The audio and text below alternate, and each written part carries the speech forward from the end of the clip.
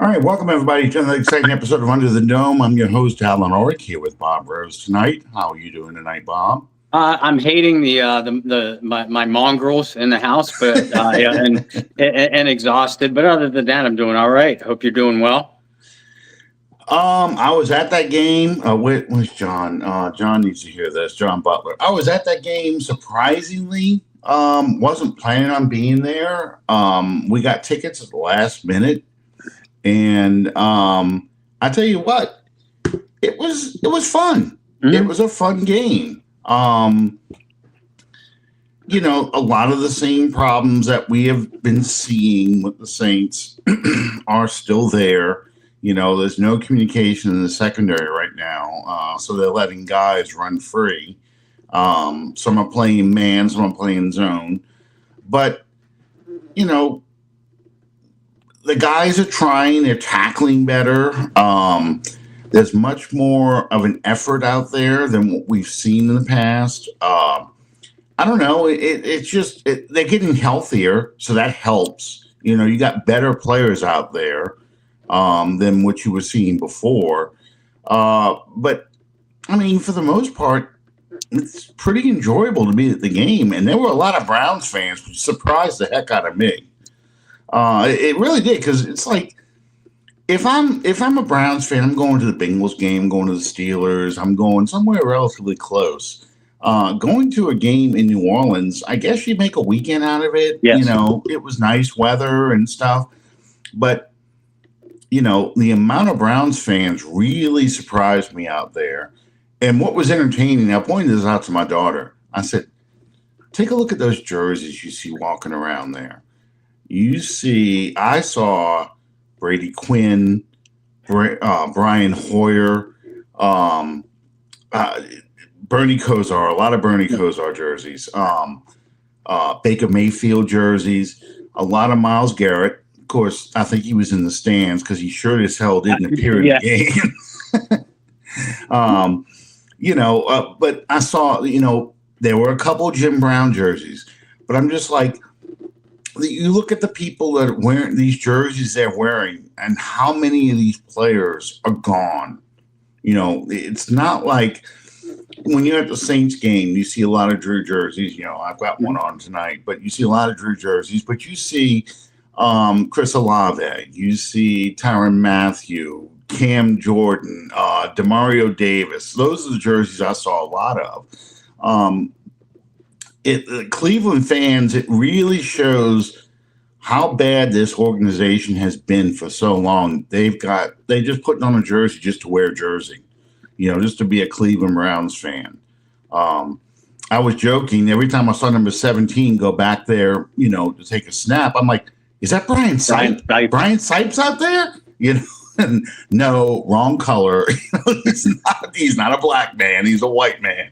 But yeah, I mean, I like the white on white combination, though. I do.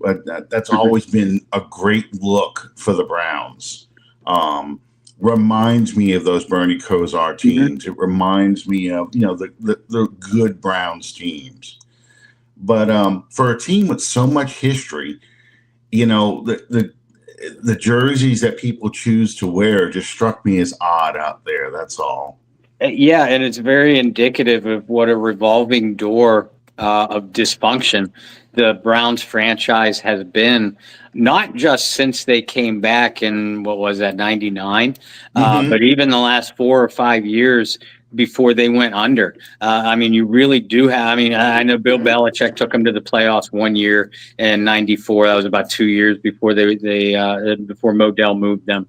But before that, you had to go back to the late 80s and early 90s of Bernie Kosar, Webster Slaughter, the last years of Ozzie Newsome, Ernest Biner days. And then before that, there was another 8 or 10 year lull, when you had to go back to, Clay Matthews and Brian Sipe, Sam Rutigliano. And you're absolutely right. I mean, the Browns have a rich history, a rich tradition, but most of that is through the 50s and 60s. You would think, and the Browns had brought in some big name front office people name coaches, since their return to the NFL. But and you and I have talked about this before. We talk a lot about it during the draft. That for 2.5, 3 decades, this is a franchise with perpetually no direction whatsoever, and it's a shame because the Browns are a fun team to watch when they're good, and it's a fun fan base, to interact with, both in person and online. It's just been so long. You almost feel bad for them. Well, and it's funny because you mentioned Sam Rutigliano, the mistake by the leg, red right 88. But you're talking about the Browns, thinking about Marty Schottenheimer's years and how much I saw both the drive and the fumble, on television. And the drive, I couldn't believe it as it was happening. And it only tied the game. And a lot of people think that's won the game, but it only tied the game. But it was just the Cleveland Stadium was rocking. They were starting in the dog pounds end zone.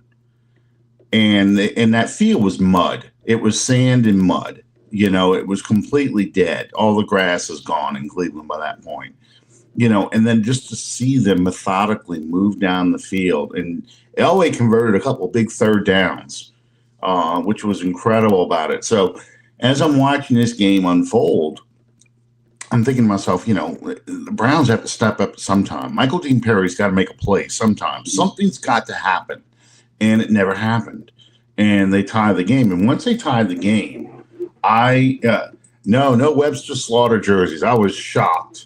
I was looking for somebody's got to wear an autogram jersey. Somebody's got to wear something from the, Jim Brown was about the oldest jersey I saw out there. Other than like a Bernie Kosar jersey, with nothing from the 70s, nothing from the 60s, barely anything from the 80s outside of Bernie Kosar. But yeah, it's just when that game happened, I was like, man. When they tied it, I'm like, they're going to lose because you could see it in their body language. They just were like, here we go again. It's red right 88. We're just not going to win this game. So then the next year is the fumble. And that was my jaw hit the floor, really, when that happened, because I said touchdown. And the next thing I know is why they, I'm thinking to myself, why are they running and scrambling around like, oh my God, he fumbled. Yeah. But did he break the plane? Did he cross the goal line? No, he did not. He punched it out before he even got there. And I was just like, I know you were a big Denver fan and you loved it. But yeah, I felt for the Browns because that was the game winner right there. Yeah, and it was. I mean, it would have only tied the game, but you just the opposite feeling that you got from the year before, during Elway's drive when they tied the game. You pretty much knew that Denver was going to win the game. Well, that Biner preceding that Biner fumble, the Browns had come back from down 21-3 at halftime, and they just dominated the second. I mean, Elway had a couple outlier drives, just to keep the thing from getting out of hand, but Denver couldn't stop them. And my thought was, I'm like, oh my God, I was the same as you. Oh my God, Biner just scored. Cleveland is going to win this damn game in Mile High Stadium. Yeah. And that was that. There was no AFC repeat for Elway, none of that. And I unfortunately for Browns fans, fortunately for us Denver Elway fans, it turned out to be the way it did. Yeah, and then the next Browns playoff game I watched, it was in Cleveland again. It was against the Buffalo Bills.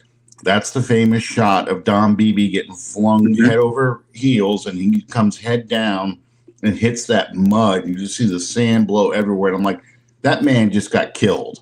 I'm sorry. He just broke his neck. But he was fine, and the Browns lost again. And it was those kind of things that happened to him over and over and over again. We talk about the Saints jinx. You can feel, and the reason I'm bringing all this up is you can feel that same energy, that same karma.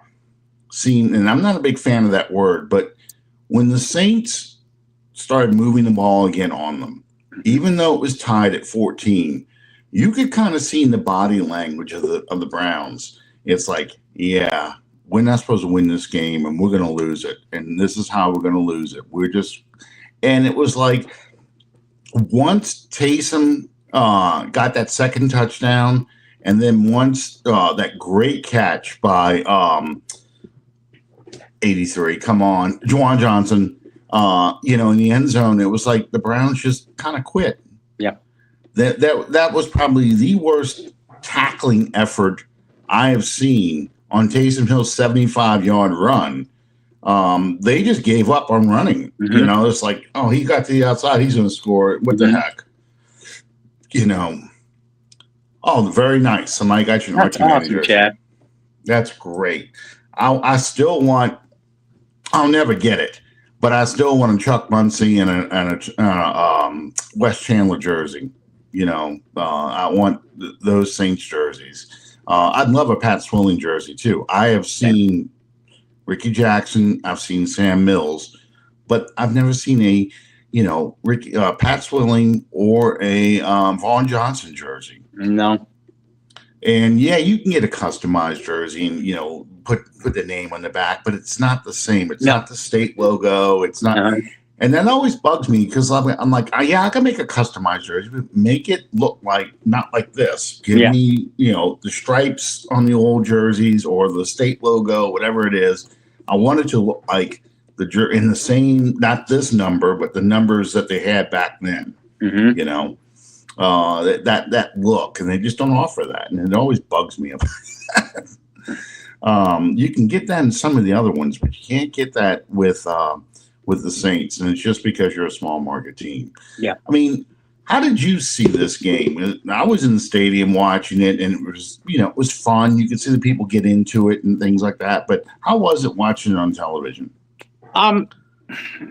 Yeah, I go back to what Darren Rizzi said, when he was first given the interim title, and literally the first words out of his mouth was that he promised three things: that the Saints would fight, that they would play hard, and that they would be fun to watch. And in 2 games under him now, they have been all three. While I completely agree with you that in both wins, a lot of the same problems that had plagued them all season, especially on the defensive side, have not gone away. But in a way, this team for the last 2 games, the Darren Rizzi Saints almost seem like the bizarro version of the Dennis Allen Saints. The team comes to play in the fourth quarter. They rise up and keep their fight when adversity inevitably crops up at different points during the game. They remain physical. They remain imaginative on offense. Say what you will. Again, the defense has not played well as a whole. But the big players are stepping up, and you already pointed out how the team tackles better. And another thing, too, Brendan and I talked about it on our pregame show.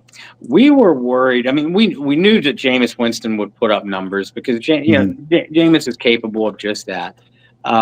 He did. We also knew that Jameis would throw a couple to the other team. He did. Demario Davis dropped both of them, but they were right in his hands. But we also thought and were afraid that the Saints wouldn't be able to control the Cleveland running game. And to the Saints' credit, especially that front four, who I thought played their best game collectively of the year, and obviously Demario Davis flying around, they did contain Nick Chubb and Jerome Ford. But I couldn't believe how pass-heavy the Browns' game plan was. Yes. It's like, I know I have Jameis, and I know I have a couple talented receivers and a really underrated tight end in Njoku. But have you not? Is this the first time you've watched Jameis Winston in his career? Because that would be the only explanation for wanting him to throw the ball How many times? 46 times. Yeah, 46 times, 49 if you count the 3 sacks. Yeah. We said it when he was here. If you ask Jameis to throw it more than 40 times, you're probably going to lose the football game. And you have really talented backs. You have a physical offensive line. Why the hell did you come in so pass heavy? As I watched the game, I couldn't believe how many times that they were just, and straight dropbacks too. Very few of them were play action. So I couldn't believe Cleveland's game plan in this one. And when they did run the ball, they ran it up the middle. They didn't try and bounce it outside. Or if they did try to bounce it outside, they had the back go into the line first, then try and bounce it. Very rarely did they try and go outside and get the edge and try and outrun the linebackers. And it shocked me. It really did. The other thing they did in this pass-happy attack, who did they go after? Alontae Taylor. Yeah. Now, they were getting some plays, but yeah. Yeah. They didn't go after Amadi, who I would have been targeting. They didn't go after him at all and barely went after Kool-Aid McKinstry. So you're going after the Saints nickel corner who had to play outside a bit. But you went after the nickel corner, who was the most experienced defensive back. You didn't go after the rookie. Didn't go after the undrafted free agent, who's only in his second year. And this is the third game I think he's played in this year. Mm-hmm. It was bizarre. And the other bizarre thing that happened, so there was one play where the Saints had 10 players on the field. Chase Young did not know it was his turn to go out there. He ran out there just before the ball was snapped. And as a result, they didn't know where he was lining up, and he wasn't even lined up yet. He was a stand-up linebacker, and he blitzed, and he made a play. I'm like, I think Chase Young needs to just run in at the last second from now on. Because I've always been critical, Chase Young's lack of closing speed really, really shocks me, for being a high-round draft pick like he is. You would think that he, I see the power, I see him get free, but there's so many almost sacks because he just doesn't have that closing burst to close that gap between him and the quarterback, especially if the quarterback is moving away from him, to run a guy down and bring him down. And I think to me, that's why he's on his third team in 2 years. Yeah. And he'd probably be on his fourth team next year because you can see the talent. You can see everything you saw at Washington and in college, but you don't see that closing burst. Cam Jordan had it. He doesn't have it anymore, but he had it back then. You knew the minute Cam Jordan got free, somebody was going down. Yeah. Usually Matt Ryan, but somebody was going down. Pat Swilling, one of the most explosive players I have ever seen as a Saint, and I saw Ricky Jackson in his prime too. Pat Swilling had another gear that the thing about Ricky Jackson is he was so damn relentless. Yeah, Swilling, if he came around that corner and he got an edge in that tackle was not going to recover, and he was bringing that guy down. You weren't outrunning Pat Swilling. And Vaughn Johnson just hit you like a truck. I mean, that was the hard. Sam Mills was a hard hitter, but Sam Mills was little, so he'd get you under the jaw, and he'd come up and hit and lift his head just a little bit and get you to pop your head up. But Vaughn Johnson, when he would hit you, that guy, no matter how fast he was going, came to a stop and fell sideways, and Vaughn Johnson would stand up over him and go, gotcha. Like that. It was just awesome. But yeah, the Saints defense today doesn't have a guy who has that closing burst like that, and really doesn't have a hitter like any of the known patrol players. Not with that level of violence. No, Demario Davis obviously comes the closest, but and I think Demario Davis is a very physical and plays fast, obviously. But when you break down the four individuals of the Dome Patrol like you just did, that's when you realize, DeMario is probably a more physically talented player than either of those inside linebackers, Mills or Vaughn. But they brought a different level of physicality, a different level of intimidation. I mean, when a perennial All-Pro like Roger Craig says, after one or two hits in the first quarter, guys, I'm done. Do not call that play again. Do not run me near 53. That kind of thing. That as much as I love DeMario, he's not that level of intimidator. No. I mean, for those of you who want to see this, go find the 1991 Saints 49ers game in Candlestick. We lose the game, unfortunately, because Steve Walsh can't spike a ball. But there's a goal line stand. Vaughn Johnson, after third down, stands up, points at the 49ers bench, and dares them to go for it. Challenges them, said, you need to go for it. Come on, show me you're a man. Go for it.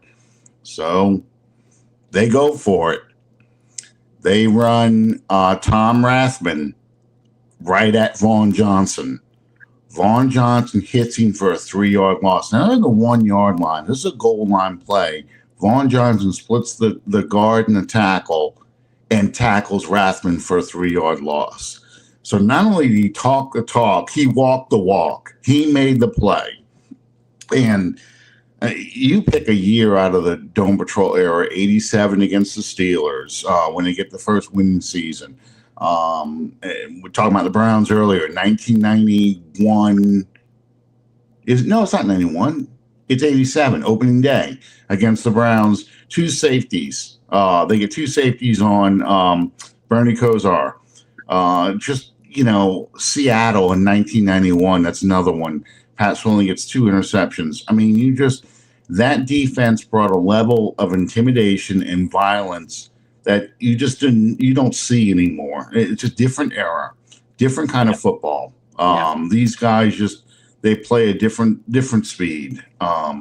This is a fast game now, and it's all about tackling with shoulders and running people down and things like that. Whereas the Saints of that era would much more wrap up, drive into the ground on that hard concrete of the Superdome floor. We're going to put you down as hard as we can, and you're going to feel it. So, a different kind of game. Taysom Hill, did you expect a game like this out of Taysom? I sure as hell didn't. No, I mean, Taysom always gives us 1 or 2 games a year, where he has big plays as a runner, as a receiver, and maybe 1 or 2 as a passer, but nothing to the tune of 248 all-purpose yards. I mean, that was just remarkable. And aside from his 75-yard touchdown run, maybe his biggest play of the day came when he didn't have the ball. Go back and look at Dante Pettis' punt return. Oh, yeah. Taysom was one of the 2 blocks that helped him get around the corner and to the sideline. Otherwise, that's not a long return. Now, I mean, maybe people would have made a bigger deal out of it if Pettis wouldn't have stepped out of bounds and it would have gone the distance. Wear white shoes. Right. Yeah, like we learned in 2016 versus the Broncos. Wear white shoes. Right. And by the way, he was out of bounds. But yes. But I mean, even at that, Pettis' long return did set up a touchdown. Taysom Hill, and this was the thing that I found most remarkable about his performance. We've seen Taysom line up out wide in the slot as an inline tight end, in motion, H-back, fullback, halfback, quarterback. We've seen him line up in all those positions. But what we didn't see prior to this year, really prior to the last 2 or 3 games he's played, was that he didn't always get the ball out of those positions. It was like Pete Carmichael and even Sean Payton almost use him as a decoy in some of those areas. And Clint Kubiak has decided, especially recently, you know what? And it might be because he has nobody else aside from Alvin Kamara, Yeah. and he has no choice. Maybe not. But he's actually getting Taysom Hill the football in all of those positions, and that is what is really keeping it gave the Browns fits, is the fact that Taysom literally, legitimately got the ball from everywhere that he lined up. As I always say in poker, and this is why I don't play poker, because I have awful cards, but I'm too stubborn to just fold and get out of a game. Well, you find out real quick if over and over and over again has zero damn meaning when I don't have the cards. If you know Taysom Hill is never going to get the ball when he's lined up out wide, then you're not going to defend him out wide. You're not going to respect him out wide. Well, again, to Clint Kubiak's credit, he got Taysom the ball out of every position that he lined up. I hope that continues going forward. And one of the plays you didn't mention, but it was a big play. Unfortunately, it ended with a Taysom Hill turnover. The 48-yard kick return on a kickoff. He takes it out almost midfield. And then, unfortunately, he played quarterback, didn't step into his throw, underthrew the ball. Could they have called interference or illegal contact? Probably. Got there a little early, but it was happening as the guy was picking the ball off. So, yeah. But yeah, I felt bad for him because you had the interception. So I didn't go look on Twitter, but I'm sure Twitter was like, this is why Taysom can't play quarterback, blah, blah, blah. I'm like, yeah, well, the guy just returned a kickoff, 48 yards. Next play, he's throwing a ball. I'm going to cut him a little slack. But unfortunately, the next series, I think, or maybe the series after that, was the the nice drive. He catches the ball on the 5-yard line and just hit a hat on the ball, gets hit just right, and he fumbles. Turns it, what should have been a 21-6 halftime lead, into 14-6, because Rizzi's got some kind of voodoo going on with kickers right now. It is. It's the Rizzi curse. I've never seen, and from our angle, we really couldn't tell how badly he missed it, because I was on the Saints side, so, and I was closer to. I was inside the 20 on the Saints side, so I couldn't really see where the ball was going. But I could tell by the reaction of the crowd, that obviously he missed it when it happened. Until I watched the replay, I'm like, holy crap, I could have kicked it better than that. And that was our old friend Dustin Hopkins. Yeah. Who... those of you who might remember this, that was the kicker that the Saints fans wanted. And Sean went with Sean Hocker instead of Dustin Hopkins. Yep. Hocker didn't even make it the full season before they were cutting him.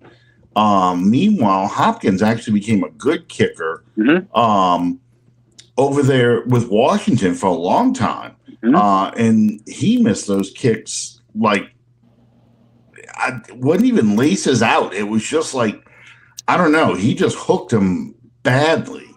And he got 2 cracks at it. It only said he missed 2 kicks, but he got 2 cracks at 1 kick and still missed them badly. And again, that's one of those things where, the Browns were going, it's going to be, this is why we're the Browns. This is why we don't win. We can't even kick a 27-yard field goal. We're not going to win this game. I don't care what happens. We're not winning this game. And it was weird. It's fun though. It's fun to see, because when they miss it, I mean, the crowd just goes, oh, it's a lot of fun. It's one of those surprise things. And it's funny, when Taysom Hill played the way he played, and like you said, it's always 1 or 2 games. But when he plays like that, these are the games you want to throw at the cap nerds who sit there and say, why do you pay Taysom so much money when he's a gimmick guy? He's somebody, he touches the ball too few times to be paying him that much. The dude got 138 yards rushing. Even if you take that 75-yard touchdown away, and just go to 6 carries, he's still averaging over 5.5 yards a carry. He's a playmaker. I'm sorry. And there's something about Taysom when he does something out there, it really energizes his team. They talk a lot about how Jameis has a big fan base in New Orleans within the team as well. And, but Taysom, there's something that happens when he does something in a game. He blocks a punt. He makes a big run for a touchdown. Whenever it is, the defense plays better. The offense gets pumped up. I don't know how to explain it. And that's probably why he's my favorite player. Just because there's something about him doing something in the game that the fans and the team just feed off of. I mean, do you see that? Do you feel that? I have always felt this way about Taysom Hill. And I've tried to use different words to describe it. I've called him the light switch. And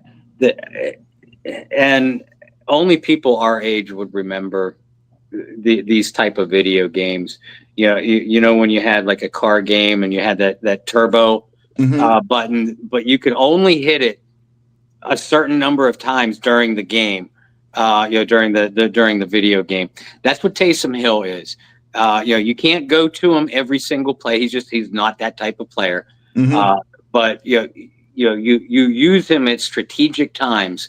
And when hitting the Taysom Hill button pays off, it just, as you said, it energizes your whole team. Not just the offense or the special teams, but the defense too. They all of a sudden start playing physical, start playing faster, start playing with more emotion. I have always noticed this.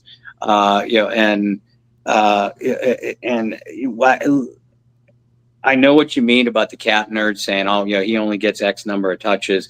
You, me, Brendan, we've all said, hey, Taysom needs more touches.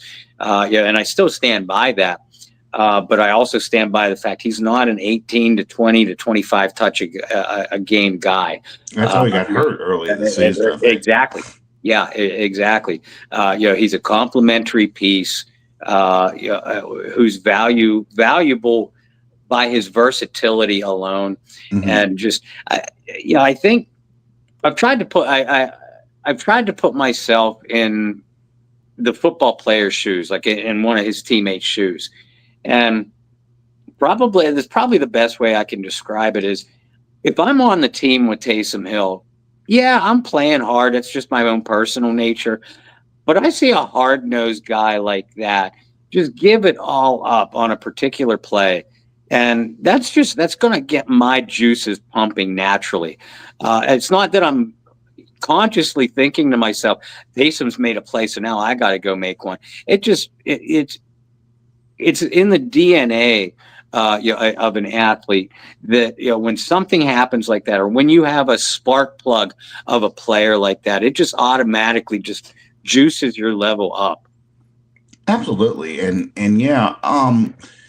It's I'm trying to think of how he phrased it. So I've watched the missing rings, the 81 Chargers, and Kellen Winslow was talking about Hank Bauer.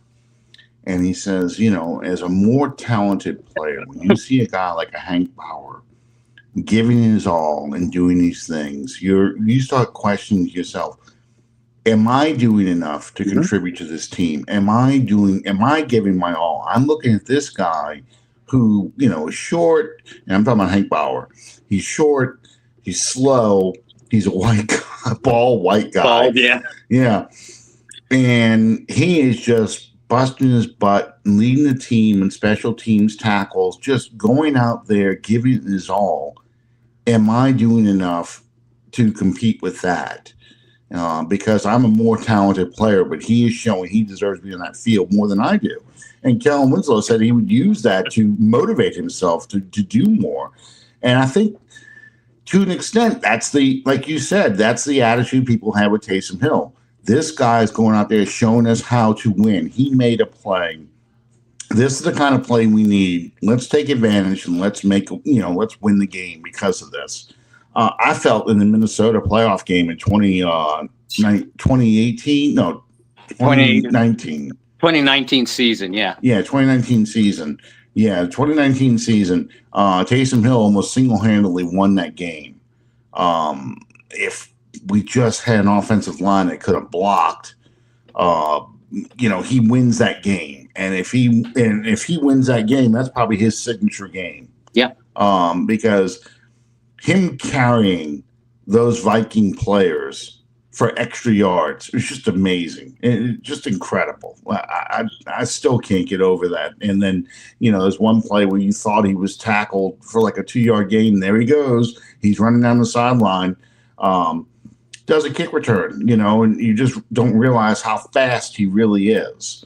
You see guys who you think have the angle, and then next thing you know, they're chasing him. It frustrates me that game ended the way it did, because I felt like Taysom Hill did everything he could to win that game, and the Saints offensive line just gave it away. Just it's disappointing. So Coach Rizzi, we talked a little about the voodoo hacks he seems to have on kickers, and you mentioned he did the 3 things he said he was going to do. This team is going to play with more energy, more passion. The practices seem to be a lot better because the team looks far more prepared to go into these games. Do you think he is playing for a job as a full-time head coach? I think he's staking a strong claim to it. Yeah. Now there's both you and I. Shame on the rest of the media, local and national, because you and I were the only ones that pointed this out about how he was the first interim coach in team history to win more than one game, B, the second coach of any kind, first coach not named Sean Payton to win his first 2 games as a coach. There's still 6 games to go. For all we know, they could lose the last 4 or 5 games. As I've been fond of saying the last couple of weeks, it's not unusual for a team that makes a mid-season coaching change in any sport, not just football. They'll play better for a week or 2 weeks, but then more often than not, they'll revert back to being the team that got their coach fired in the first place. So we'll see if the Saints can keep up this level of intensity, and keep on winning. But I tell you, if they do keep on winning and make a legitimate run here for at least a playoff spot, how are you going to replace Rizzi at the end of the season? I mean, if this team goes 5-2, 6-1 type of thing, even if they miss the playoffs, that they end with a record like that. And I know you feel the same way I do. You want to see him go outside the organization, go outside the Sean Payton coaching tree. But if Rizzi coaches that well and this team responds that well to him, I don't see how you can replace him. Now, again, there's a lot of football to be played. But this is a damn good start for his resume, that's for sure. Well, one of the things I made a caveat on about the first interim coach to win more than one game, I did say it was during an in-season firing replacement, because someone could go back and say, well, John North took over after the 5th preseason game. Okay, yeah, but that wasn't a regular season change. So, and John North ended up being the Saints' full-time head coach after that year. The media's kind of skimmed over a lot of stuff about interim coaches and that kind of stuff, because I hate to say it, the old guard's gone, unfortunately. I was thinking about that when I was listening to the Rizzi press conference, and I'm identifying the voices of the reporters asking questions. Mike Triplett, Nick Underhill, the guy from Channel 4 News, I can't think of his name right now, but he came from Lafayette. I recognize those guys' voices, but there's no Pete Finney. There's no Buddy Delberto. A lot of the people who were around during the John Meekum years, or even the Jim Finks years, they're not there. No. None of these people here have ever talked to any general manager outside of Mickey Loomis, honestly. Yep. Because I can't think of, maybe Mike Haas, because he was still there at Channel 4 at the time, but Mike Detillier obviously knows his history as well as anyone, but Mike's not in those press conferences anymore. Mm-hmm. Mike's not there at the facilities day in and day out. And these younger guys, and John Hendricks, Nick, I love your coverage, but I hate the fact that you don't even bother comparing Saints history. And look, I mean, I don't mind that. That's one of the funner parts of my job. I love doing the historical pieces, but I still cannot believe that outside of your posts, John, I have been in a few, and the younger guys don't like me because that's another story for another time. Another story. I don't want to piss too many people off. But Alan, outside of your good, bad, and ugly posts, or some of the lengthy article type posts that you make, you and I are the only ones that ever refer to Saints history, and I have fun doing it. I love doing these history pieces. Absolutely, because here's the thing: that they lost a lot in the old days, but there were funny stories too. And Jeff Duncan brings up some of them. Jeff Duncan, I did forget about. He actually goes back to the Moore years and Jim Finks. But, for the most part, though, they just don't appreciate what is happening on here. And, the Saints social media has kind of moved on from now that Allen's gone. Now it's about firing Mickey Loomis.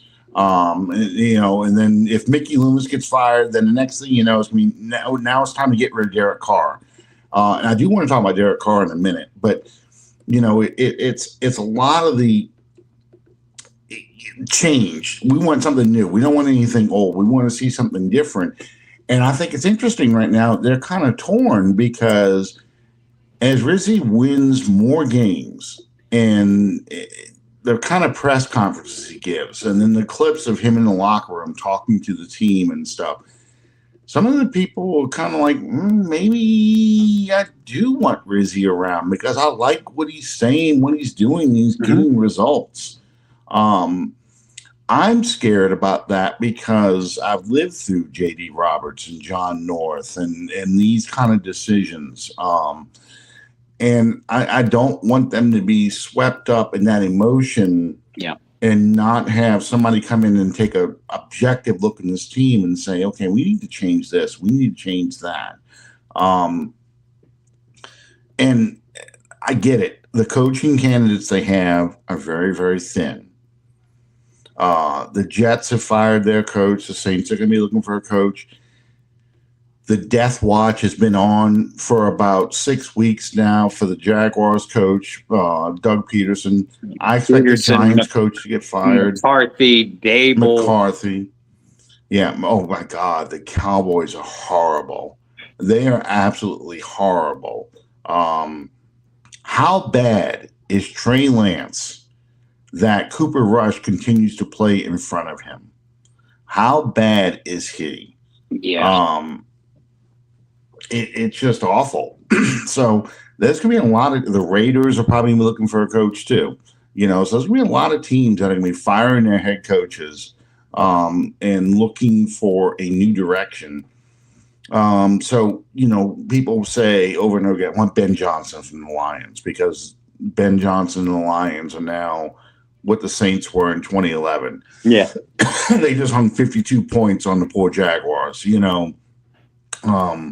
They seem to be able to score at will. Jared Goff he can throw 5 interceptions and still beat you. Just that kind of stuff. And meanwhile, the Drew Brees equivalent is probably playing in Cincinnati, and that's another coach who's going to get fired. Hey, you know what? If the Bengals are all stupid enough to fire Zach Taylor, I want him over Ben Johnson. But they probably will fire him because that defense is atrocious.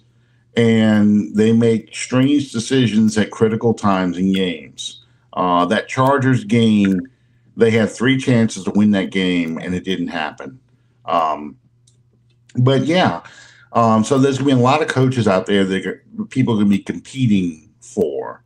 So I don't know where the Saints go with the head coach. And if you're talking about finding a general manager too, I don't know where your general manager is going to come from. Yeah. Where are you going to get that guy from? Because those teams that are firing head coaches probably are going to fire general managers. We just saw the Jets fire their general manager because they have not won a game. Well, they won 1 game with their interim head coach, and they actually look worse than they did last year. Yeah. You know, with Zach Wilson at quarterback, they look worse this year than they did last year. So I don't know. I don't know where this coach is going to come from. I don't know where these GMs they think are going to come from because it's like fire Mickey Loomis. Okay, who do you want to replace him? Whoever general manager is for, I don't know, the Lions. We want to get that guy. Right. Or, okay. You just promote, you promote Jeff Ireland. Okay. So you want to promote from within the same, one of the people responsible for this, the salary cap mess that you're pissed about, the poor drafting that you're pissed about, the poor free agent signings that you're pissed about. It's the same thing that I was telling people when we're saying wanting Dennis Allen fired last year. Fire Dennis Allen and promote this guy or promote that guy. Why would you promote from within? That has always boggled my mind. The only time I want to promote from within is if the coach I have steps down willingly and leaves behind something successful to build on, where he has been kind of, for lack of a better term, training or preparing a protege. But then again, you could make a case for Sean Payton, set down the groundwork.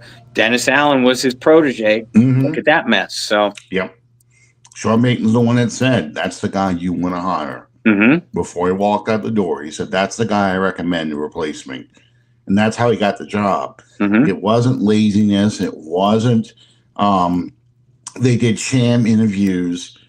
Sean Payton had his hand in who his successor was going to be. And I've written this, I don't know if I published this or not, but I've written some of it in one of my Good, Bad, and Uglies. I said, Vince Lombardi picked Phil Bankston. Bill Parcells, Ray Handley. Both of them were disasters. Bankston at least got to 500, but they were not the coaches that they handpicked to replace who was there before were not good coaches, and the teams end up suffering for them. So yeah, it's. My favorite answer that people give me is Kai Hartley as the new general manager. I'm like, okay, you're bitching about the salary cap problems. Do you know what he is known for? Right. Figuring out ways to manipulate the salary cap and push money down the road. So what are you doing exactly? And the best part about it is he really is an accountant. He's not a player personnel guy. No, and I like Kai Hartley. He's great at his job. Right, but if say Mickey Loomis actually has a moment of self-awareness and says that, you know what, I got to step aside, and they promote Kai, I have no problem with that. But if you're going to do that, you better have the wherewithal to bring in one great, and I mean great, personnel expert. Because Kai is going to be your finances guy, as he's always been. You need a guy on the player personnel side. That's where this team is swinging and missing. Right. And, the 49ers in their heyday, after George Seifert and after Bill Walsh, they had Carmen Policy, who was their capologist. They used to have a term for that, a capologist. Who would work on the cap and manipulate the cap. You need a guy like that. So there is a place for a guy like a Kai Hartley That's what you want that guy for. But he's not your player personnel guy. He's not the guy who is going to be at Senior Bowl. He's not going to be the guy who's going to be there at, pro days and things like that. He is going to be your guy who figures out a way that you can pay people and stay salary cap compliant. So you're not really getting rid of somebody. And that's the other mistake people make. Every bad decision, that's Mickey. Every good decision, that was Sean. No, it's not how it worked. Right. It's not how this works at all. It's just, we know who he is. He pissed you off with the gum chewing press conference. He pissed you off with the way he or said you have to look beyond the results, which I know what he means by that, but that's not how people interpreted it. Yeah, and it was also the wrong thing to say at the wrong time. Yeah. And the bottom line is Mickey Loomis backed the guy that you despise and that you wanted out the door. What do you think that Loomis or anybody else in that organization is going to come out publicly and say, yeah, Dennis Allen sucks, and don't worry, we're going to fire him. We're just looking for an excuse. No, they're always going to back their guy. You're just pissed because Loomis backed the guy you hated. And in some playing devil's advocate, Mickey should have and could have used a better choice of words. And there were some times where he didn't need to back Dennis Allen. He just needed to shut up. Because there was nothing he was going to say that was going to appease the fan base. Well, there's some people, and I used to call this the kiss of death. When the owner would come out and say, the coach has my full support, I'm like, oh, that's it. You're getting fired. You are so fired, man. You're a dead man walking because you got the owner's full support. When they have to come out there and say that, they're firing you. Mm-hmm. That's like when you're at work and you're suddenly not getting a lot of emails or a lot of, you're not seeing the workload you used to see. Nobody asks you what you want for lunch when they're making the group order. Yeah. Yeah. You see your boss and your boss's boss in their office a lot with the door closed. Yeah, you better get your resume ready because it's about you. I'm not saying that happened to me. I'm just saying there are signs. Yeah. I've been there and seen it happen to other people, and I've been involved in those things too. And there are signs. And when the owner has to come out there and make that kind of statement, that's the sign. And if it sounds like Bill Engvall, here's your sign. Derek Carr, because that's going to be the next target that they're going to want to get rid of. It's kind of calmed down a little bit because he actually had a very good game. Yeah. He is healthier than he was last week, and that showed on the throws he was making. One time, Derek Carr went in friggin' motion. So I was like, what the hell? Are they actually going to throw this ball to him? I thought for a second they were, too. Yeah, because, he was running hard. Like, he was selling that thing. And nobody followed him. No. Nobody followed him. So, but yeah, he made a run where it was a design bootleg run. I liked it. I've always been, I don't want to say Derek Carr fan, but a Derek Carr supporter only from the standpoint of this is about as good as you're going to get out there without hitting the jackpot in the draft with a quarterback. This is the kind of guy you're going to get. Baker Mayfield, Kirk Cousins, I'm drawing a blank on some of these quarterbacks' names, but those veterans quarterbacks, that's about what you get, that level, because then the next level down is now a guy like Aaron Rodgers, aging, pathetic, the Jacoby Jones, all those, those career backup guys that you see all over the place. And some people complain he makes too much money. He's really like the 17th rated salary in the NFL. You're not getting a quarterback worth of shit for a couple $1,000,000. No. You're just not. Mm-hmm. You're going to get what was his name now? He's over there in New England. Now he's bounced all over the damn place. It's not Tyrod Taylor. It's somebody else. Jacoby Brissett. You're getting a Jacoby Brissett for a couple $1,000,000. Yeah. You're getting a Nathan Peterman for a couple $1,000,000. You're not, or you either get an aging, pathetic veteran like Andy Dalton, or the career backups for a couple $1,000,000. And you don't want to see those guys for 17 weeks because that's a miserable experience. Yeah. Those are the kind of guys that you get when you've already drafted somebody in the first round, and you're only like Derek May. You're just going to wait to play him when they're going to come in and take over. That's when you give it to them. Meanwhile, you see Daniel Jones got benched for Tommy DeVito.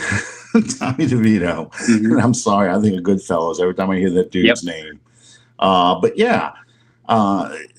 That's a huge salary for a guy who's not even at Derek Carr or a Kirk Cousins or a Baker Mayfield level. That's a guy who is at the Aaron Rodgers level, and Aaron Rodgers is an aging pro. That's wasted money. Yeah, that's a huge problem. That's why that guy is going to get fired. Brian Daboll is going to get fired because he hooked his wagon to Daniel Jones. So when you start talking about, well, let's get rid of Carr, let's eat his salary and just move on. Guys, you have no plan outside of Carr. And don't tell me Spencer Rattler or Jake Hayner, because if I got to watch Spencer Rattler for another year, I'm throwing my TV out the window like SCTV opening, because that guy cannot play quarterback in the NFL right now. He needs so much work. And it's beyond, well, he doesn't have any receivers to throw to. He doesn't have a good offensive line in those 3 games he played. No, his mechanics are garbage. I've seen fraternity guys on their 3rd keg throw a better passing mechanic sometimes, in a pickup flag football game than I saw out of Spencer Rattler. Legs too far apart. The arm is way down here, and the ball's coming out like a sporadic jugs machine. When you can't, as an NFL quarterback, if you can't throw a 3 to 5 yard pass and hit a guy in his hands, that's a problem. Mm-hmm. And I know people can say, well, Derek Carr's done that. When Derek Carr did it, it's usually because somebody was in his face and he didn't even see the guy. Mm-hmm. This was with no pressure, an easy dump-off pass designed to help boost his confidence, and he missed him. No pressure in his face. So, and it doesn't mean he can't get better. It doesn't mean that at all. It just means that he needs a lot of work to get better. He has to reach up to touch Zach Wilson's level right now, because Zach Wilson's more of a quarterback, an NFL quarterback, than Spencer Rattler. So for you to dump, the plan would be you're going to dump Carr, eat his salary.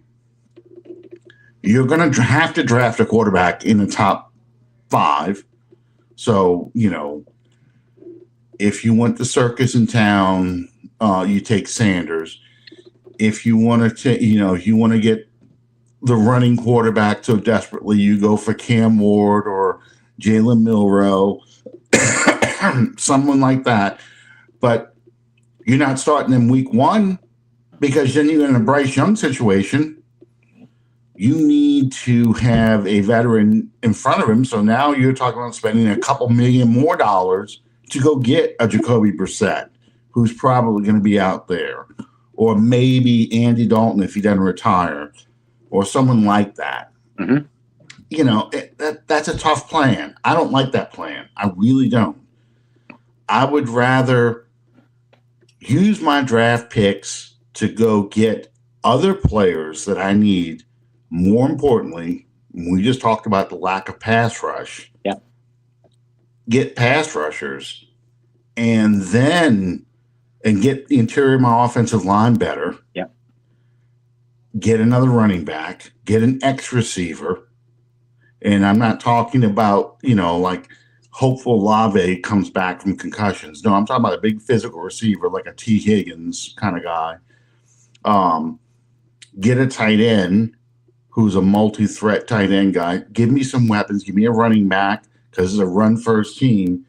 And then talk about getting a quarterback to start doing some stuff. Because this team is still full of holes.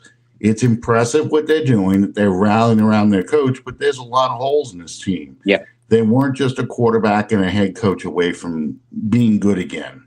I mean, is that how you feel about this? I mean, I want a lot of things to get fixed first before we start looking at quarterbacks. Yeah, and there's a lot of things that need fixed. You mentioned receiver, pass rusher. They need a big defensive tackle to attract some double teams, so that way Brisee could run free a little bit. They need to get younger at linebacker. I like Will Harris. I like the way he's playing, but they need a safety. Cornerback depth might be something that we're going to look at now if you don't get Paulson and Debo back. Mm-hmm. Running back depth. No, not all of those needs that you and I just listed are first and second round draft choice needs, but they need to come through the draft or through smart free agent spending. If you have your heart set on dumping Carr, no matter what it costs you, and the example people are going back to, well, the Denver Broncos did it. Derek Carr's a hell of a lot better quarterback than what Russell Wilson was last year. And even this year, I know the Steelers are winning, but it ain't because of Russell Wilson. It ain't because of Justin Fields. It's in spite of their quarterbacks. Yes. Yeah, they kicked nothing but field goals and beat the Ravens. So, so if your heart is set on dumping the ABC people, the anybody but Carr people, you want to dump Carr and just eat that salary, get yourself a quarterback. If you're going to do that hard reset, then you have to start selling other players off and just say, okay, we're gonna hold our nose and dive in the deep end, even though we don't know how to swim. Trade off everything that we have, get as many draft picks as we can, and just do exactly that. Do a hard reset. Well, how's that worked out for the Carolina Panthers? Right. How's it worked out for the Chicago Bears? The last 3 times they did it. The Jaguars are about to pick number 1 overall for the 3rd time in 5 years? Yep, exactly. The Colts have done it a couple of times. I'm not saying it can't work. I'm just saying I can't see this team doing that. And in each of those other situations, the quarterback that was in place is not as good as Derek Carr. Can you win a Super Bowl with Derek Carr? I don't think so. But you can, right? You can win games with Derek Carr. I agree with you. I thought Derek played a very good game this past week. He was smart with the football. He was accurate. He had 6 incomplete passes, and by my guesstimate, I've only watched the game live and then rewatched it once. 3 of those incompletions were throwaways, either because he was smartly getting rid of it under pressure rather than take a sack, or the screen was sniffed out, and rather than force it and either get throw an easy pick or a play that gets Kamara killed for a 6-yard loss, he just gunned it into the ground. I want my quarterback to be that smart, especially when there's no weapons around him. Now, he's worked up a very nice rapport with MVS, Valdez-Scantling. But other than that, you're throwing to Mason Tipton and Cedric Wilson and Equifax Credit Report St. Brown, Dante Pettis. Come on, guys. Derek Carr. Austin was out there, number 11. Yeah, Austin. People were counting with, well, Drew Brees made it work. Derek Carr's no Drew Brees. No. And that's okay. There's no Drew Breeses in this league right now. Okay, maybe Patrick Mahomes. I said it at the beginning of the season. Yeah, you pointed out Derek Carr, annual salary wise, Derek Carr is ranked 17th. That's about where Derek Carr is ranked, skill wise, ability wise as a player. You have your elite quarterbacks, your Mahomes, your Burrows. I'm not even going to say elite. Guys that have either won championships, come close, or you think you can legitimately win a championship with them. The Josh Allens, the Burrows, the Mahomes. You have what, 6, 8 of those guys? Maybe 2 or 3 more. That if the pieces were just right around them, okay, I can see Jared Goff winning a championship. And by the way, who could have said that last year at this time? Right. So you have 2 or 3 guys that that you could say like that. So we're up to what, 10, 11? 11 guys like that you wouldn't put Derek Carr in the top 10 or 12. Okay. From 13 to like 22 or 23, you're talking Derek Carr. You mentioned a few of them. Kirk Cousins, Baker Mayfield. Guys that if you have on your team, and I put Jared Goff in that category too, by the way. Yeah, I put Dak Prescott in that category. Right. And I did at the beginning of the season. 8 or 10 guys that you look at and you say, you know what? If I have the receiving core, if I have the offensive line, if I have the coaching, if I have the system, I can win with these guys, and maybe go on a playoff run. And then you have your bottom of the barrels, your Geno Smiths, your Sam Darnolds. And yes, guys, I know the Vikings are playing well. It ain't because of Sam Darnold. The Aaron Rodgers, at this stage, at this stage, Russell Wilson, the Daniel Jones, the Zach Wilsons. I'm not counting the rookies. Nix is having a great year. Daniels is having a great year. Too early to tell. So where's that put us at the end of all this? That means Derek Carr, depending on your viewpoint and the team that you're building, that Derek Carr could be anywhere between your 13th rated quarterback and your 20th rated quarterback. Where's he ranked salary wise? 17th. Yeah. It's hard because people don't want to. They keep saying, "I'm not comparing him to Drew Brees," but no, you are comparing him to Drew Brees because we saw Drew Brees for 16 years. Yeah, we have seen the quarterback position played at an elite level, a level that we will never see again in a Saints uniform. I know I won't in my lifetime. You won't see somebody doing what Drew Brees did. And I know you could go draft a guy and he could turn out to be this incredible passer and great runner and stuff. But Drew was a machine out there. And that was the difference. You knew what you were going to get out of Drew Brees every game, every week. You knew this, no matter what the score was, there was an opportunity. Drew's going to get hot. Drew's going to figure this out, and we're going to come back, and we're probably going to win because of that. You can frustrate Drew for a while, but you know those touchdowns are coming. You know he's going to he's going to sit there and look at that iPad or tablet. I'm sorry, I'm an Apple guy. But he's going to sit there and look through that tablet, and he's going to figure out what you're doing. And once he figures it out, that's your ass. There's no other way of putting it. He knows, and he is going to find that weakness and attack it again and again and again until you stop him, and you probably won't stop him. That's why in the 2011 playoff game against the 49ers that we lost that game, I kept thinking to myself, all we got to do is get 20 points. We get 20 points in these guys, we got this game. And I said, Drew's going to figure it out. Drew's going to get it. Somehow he's going to get those points. And, unfortunately, the defense failed on us, but he got it. He figured it out.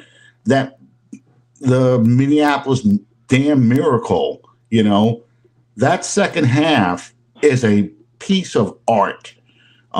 It's so frustrating that happened because that was probably going to be one of his signature comebacks, one of the greatest comebacks in Saints history.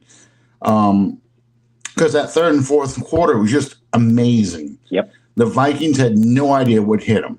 Yep. And you could feel the energy in that building drain when it got to 17-14 because they all knew. It's one of those things. Your team knows, the fans of the other team know, and eventually the other team knows that it's going to happen. Yep. And there's nothing they can do to stop it. And that's an incredible feeling that you could have. And I felt like that every week that Drew was playing. So I get it. Any quarterback that comes in now, you don't get that feeling because that's not a normal feeling. And that's okay. As nice as it would be to have a Steve Young follow a Joe Montana, or an Aaron Rodgers follow a Brett Favre, or hell, even Danny White following a Roger Staubach. Danny White, you and I have talked about this. Danny White went to 3 straight NFC Championship games after Staubach retired. You never got the credit he was due.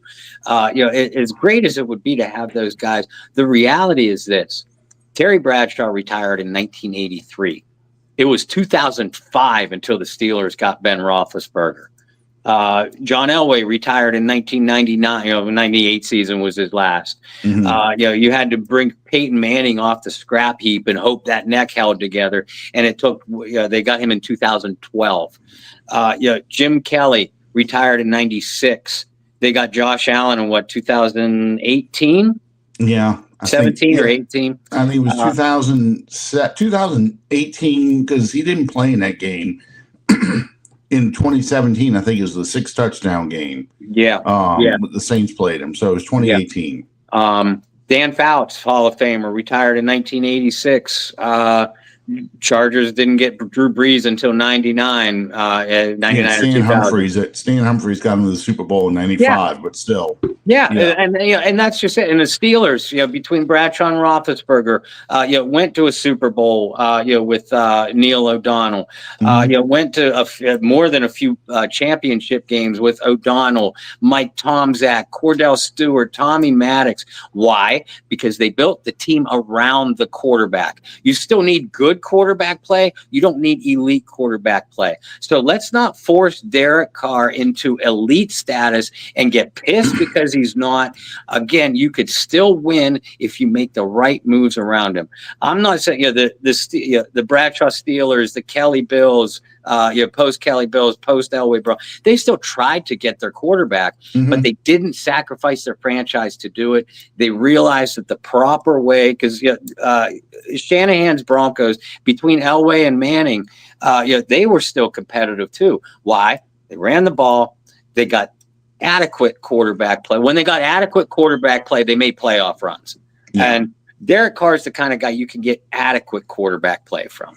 Well, and this is the last thing I'm going to say about Carr before we wrap up the show. But basically, my thing with Carr is you need that money he's got to restructure his contract so you can get under the cap and you can start freeing up some money and get out of this cap hell. If you let Carr walk and you're going to eat that $50 million, because that's what it's going to cost you, $50 million to get rid of Carr, whether it's by cutting him or trading him, you're already adding that to the $32 million that you're eating because you traded Lattimore. That's $82 million on top of the $62 million that you're already over the cap. So to do that, you have to restructure almost everybody on the damn team that has any kind of money. And that includes Cam Jordan, DeMario Davis, Tyrann Mathieu, all these over-the-hill guys that we're trying to let them work their way out to go ahead and retire. And the young guys that will be coming up for contracts, the Talise Fuagas, the Trevor Pennings, the Alante Taylor, guess what? You're not going to be able to afford them. No. So you can't get rid of him. I mean, yes, you can physically manipulate the cap and get rid of him and eat that money and then have clear books for 2026. I get that. But in the meantime, you're handicapping yourself so badly for 25. Oh, and by the way, buy some season tickets, to watch his crap performance for 17 weeks that you're not going to win a game. Oh, here's your new head coach too. Yeah, you're probably going to be 4-13. You're going to be the worst team in the league, and we're probably going to be picking number one overall. But the good news is in 2026, even though the fans will be calling for your head and saying that you're a terrible coach, the good news is you'll have a much better cap in 26. You'll have a much better cap. Yeah. But you'll have a much better cap in 26 anyway if you just restructure the deal so the other contracts can play themselves out and you let Carr's contract work itself out while you rebuilding through the draft and getting younger players across the board because you have so many holes you need to fill. Yep, and as you said, you restructure a guy like Carr's contract. You can let the Cams and the Demarius, as painful as it is emotionally, it's going to happen. You can let their contracts run its course, not having to restructure them, and maybe save some money, to re-sign when the time comes to re-sign the Fuagas, the Pennings, the Alantes, the Olaves.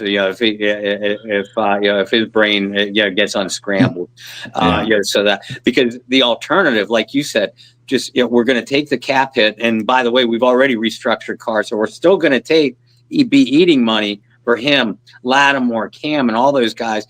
Now we don't even have a serviceable quarterback. We'll draft you one, but we don't have tackles to protect him. We don't have receivers to throw to. We don't have a defense to stop him, so he's going to have to get in shootouts without weapons and without an offensive line. That's why the Browns are the Browns. That's why the Jaguars are the Jaguars. That's why the Lions were the Lions for so many years. Yeah. The Lions built their team. And that's, people talk about they want Ben Johnson and something like that. Well, they've got two great running backs. They've got good receivers. We have the bad St. Brown. They got the good one. They've got a great offensive line. They got an outstanding tight end. They built that defense. They got a hell of a pass rusher. He's hurt, but they got a hell of a pass rusher. They did everything right by building that team and then brought in a Jared Goff, who was they were paying people to take him.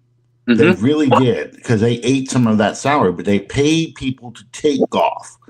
And the fans kept thinking, okay, we got Goff in. This is going to be our transition guy. We're going to draft one of the quarterbacks who are playing this year. We're going to draft a Drake May. We're going to draft somebody like that. And no, actually, Goff came out to be an adequate quarterback who can make some plays as long as he's not asked to do too much, and he can do things for you. And they've got the weapons to confuse defenses to take advantage of stuff. You remember that in 2018, Sean Payton asking people to be so loud in the dome between plays before they break the huddle and get to the line, because Payton knew that Goff needed to have somebody talk to him and tell him about the coverages and what to do and stuff like that. It wasn't just a play calling by McVay. And Payton wanted to make it hard for him to hear that. So Goff has grown up a lot in that situation. It just doesn't make sense right now. You muddle your way through Carr as your transitional guy while you rebuild the rest of your team. That's the best solution. Bob, what you got coming up in the Bayou Blitz? I think it's just going to be Brendan and I tomorrow. We had a guest lined up. Some scheduling conflicts have now pushed that actually till next week, till Thanksgiving week. Which, oh, by the way, Alan, I may not be able to join you next week because Brendan and I have to do a Tuesday show. We're not going to go opposite Under the Dome. We have too much respect for you. So we're going to go an hour earlier. But depending on my fatigue level, to be perfectly frank, whether my phone and my camera hold out to, and we'll talk privately. I either may be able to make an abbreviated appearance or may not be able to make an appearance at all. Now that's next Tuesday. Tomorrow night we're going to go at our normal time, 8 p.m. Central. And unless I have a couple feelers out, unless somebody comes on at the last minute, Hey, the Saints are on a bye week. We've had a run of nice guests on the show lately. I think it'll be a more laid back approach from us tomorrow night. Absolutely. It's a good feeling to go with a win into the bye week like this. We didn't even talk about Eric McCoy, but Eric McCoy, seemed to re-aggravate his groin a little bit. The report was he probably could have played in the second half, but there was no reason to play him. They were doing well enough to kind of make it, let him recover more. And this bye week's going to be a big help. And for those of you who may wonder, both Miller and Olave, I think, are on a 4-week injured reserve, so they wouldn't even be available until I think Miller won't be available until after the Rams game. Might be the week after that. I think it's the week after. I have to think. Well, it's been 2 weeks since Allen was fired, and they put him on IR the week before he was fired. They put him on IR before the Atlanta game. No, I'm sorry. The week that Allen was fired for the Carolina game. He didn't play in the Carolina game. So actually, the Carolina, Atlanta, Cleveland bye. Does the bye count? Do you have to miss 4 weeks or 4 games? I always forget. I don't know. I don't know if it's 4 actual weeks or not. But I think we'll find out more come next week. But I think it's the week after the Rams game he'll be available. So if that's the case, maybe we might see that the glimmer, because Allen did not like Miller. No. Yeah. He really was pissed about Miller. There's no getting around it. So I'm looking forward to the bye, seeing guys come back or not. But so Thursday night. Tomorrow night. Tuesday night next week. Okay. Tuesday night next week. Tomorrow night, Bayou Blitz, and we'll talk whether we have a Under the Dome show Thanksgiving week or not. But in the meantime, guys, enjoy the bye.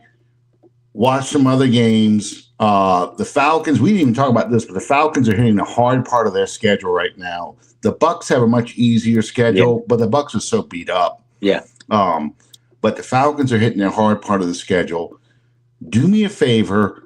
Get on Twitter during the Falcons game and just follow the Falcoholic and just start reading the comments. It is so much fun to read comments from Falcons fans. It's going to sound like Saints fans, but reading comments from Falcons fans during a meltdown. It's just awesome. It really is.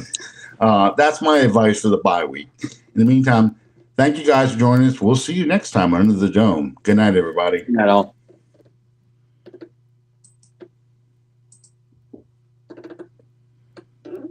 Bye.